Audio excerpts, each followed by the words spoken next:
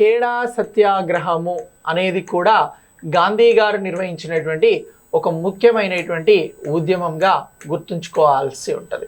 ఖేడా సత్యాగ్రహము అనేది ఎందుకోసం జరిగింది అని అంటే, వాస్తవానికి గుజరాత్లో ఖేడా అనేటువంటి జిల్లా ఉన్నది.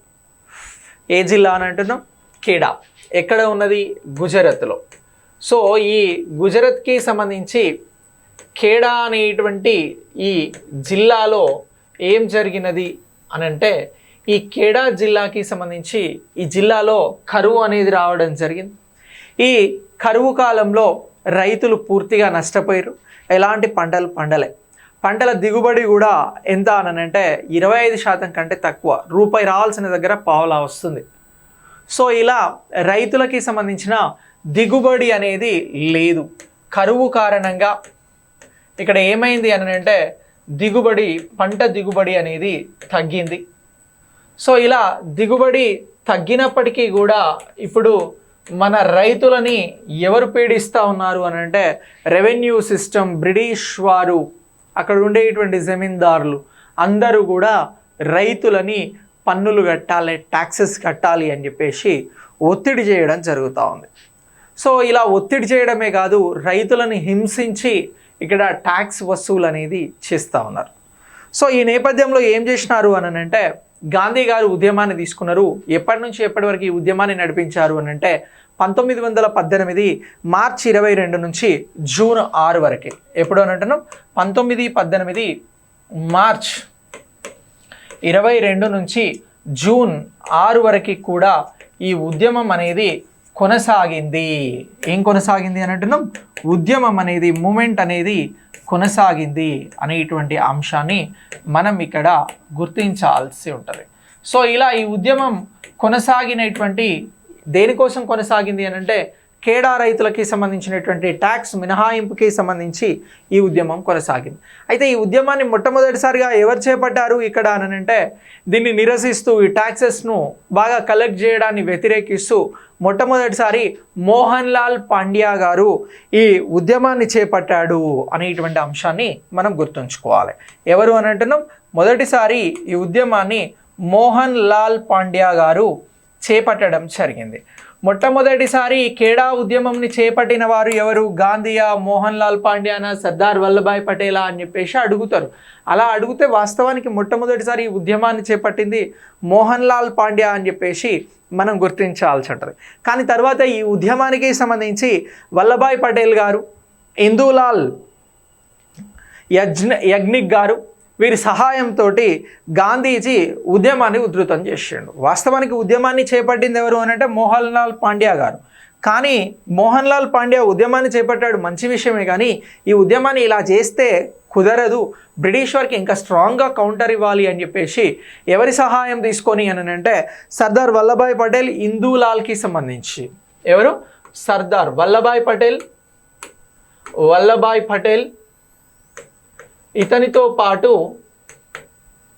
ఇందూలాల్, వీరి సహాయం తీసుకొని ఏం చేశారు అని అంటే, ఈ ఇద్దరి సహాయంతో గాంధీ గారు ఉద్యమాన్ని స్పీడప్ చేశారు.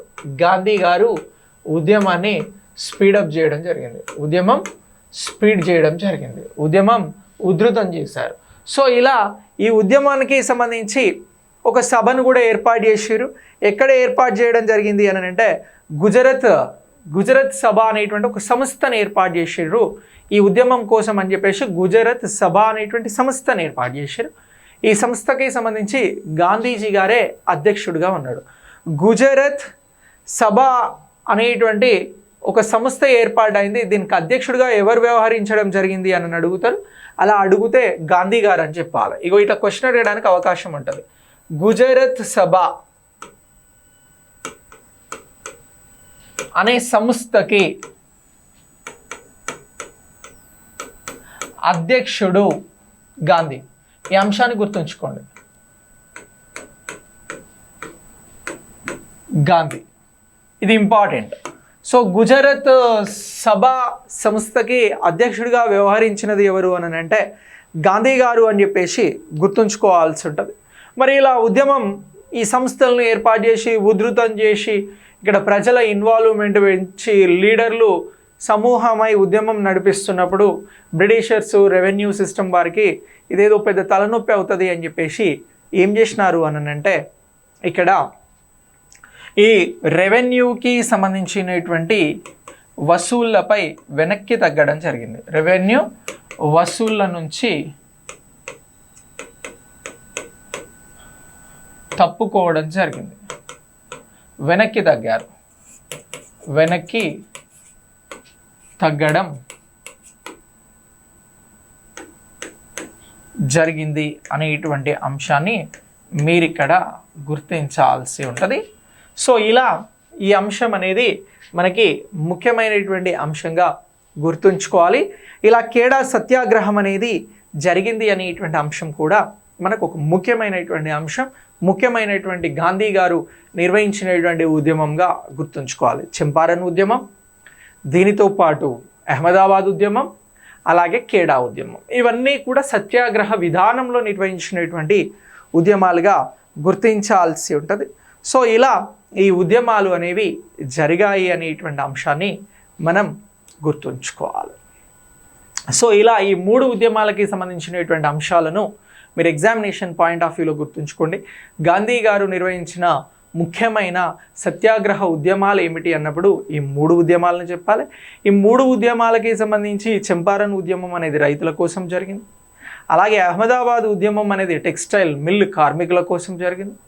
అలాగే ఖేడా ఉద్యమం అనేది గుజరాత్ ఖేడా జిల్లాకి సంబంధించిన రైతుల పై బలవంతపు ట్యాక్స్ వసూళ్ల పైన జరిగింది అనేటువంటి అంశాన్ని ఆన్సర్ చేయాలి. జతపరచమన్నప్పుడు ఇప్పుడు నేను చెప్పిన విధానం మీకు ఉపయోగపడుతుంది. సో ఇలా వీటినన్నింటిని కూడా గుర్తుంచుకోండి.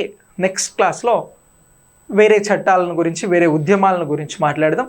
ఇవి గాంధీ గారు నిర్వహించిన ఉద్యమం. నెక్స్ట్ క్లాస్లో రౌలత్ చట్టాన్ని గురించి మాట్లాడదాం. ఓకే, అలాగే జలియన్ వాలాబాగ్ గురించి మాట్లాడదాం. సో జలియన్ వాలాబాగ్ ఉదాంతం అనేది చాలా ఘోరమైన ఉదాంతం. సో అది ఎందుకు వచ్చింది, ఎందుకు జలియన్ వాలాబాగ్ ఘటన జరిగింది అనేది నెక్స్ట్ క్లాస్లో మాట్లాడదాం. ఇక్కడి వరకు అప్డేట్ అవ్వండి. ఓకే.